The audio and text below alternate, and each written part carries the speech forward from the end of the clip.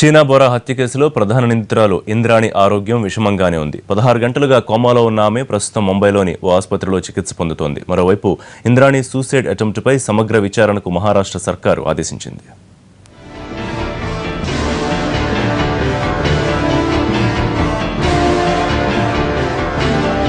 ఇంద్రాణి ముఖర్జీ ఆత్మహత్య యత్నం చేసిందా అంటే అవుననే సమాధానం వస్తోంది.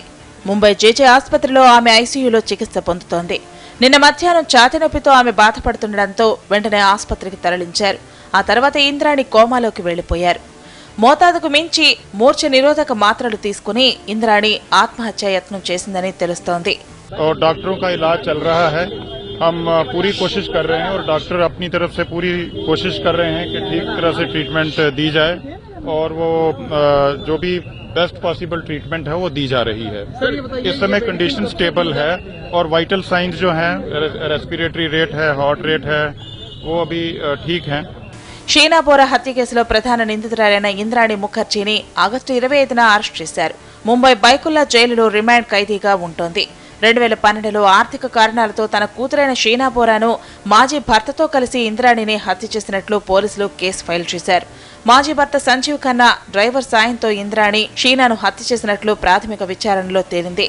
ప్రస్తుతం కేసు सीबीआई విచారణలో ఉంది. और सेक्रेटरी जो डॉक्टर हैं जेजे हॉस्पिटल के, उनके सुपरविजन में चल रहा था और वो दवाइयां ले रही थी वहाँ पे, और दवाई भी मेरे डॉक्टर के सुपरविजन में वहाँ जो जेल में है और अपने स्टाफ के सामने दवाइयां वहाँ पे उनको दी जा रही थी। अब उसमें क्या हुआ है, कैसे हुआ है, सुबह 6 बजे से वो डॉक्टर के ही कस्टडी में थे, सुबह 6 बजे से 9:30 तक ठीक भी थी, उसके बाद में सडनली थोड़ा सा प्रॉब्लम हुआ है।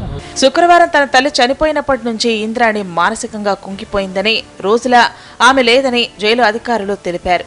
సెప్టెంబర్ 11 నుంచి మూర్ఛ నిరోధక మాత్రలు ఆమె వాడుతోంది.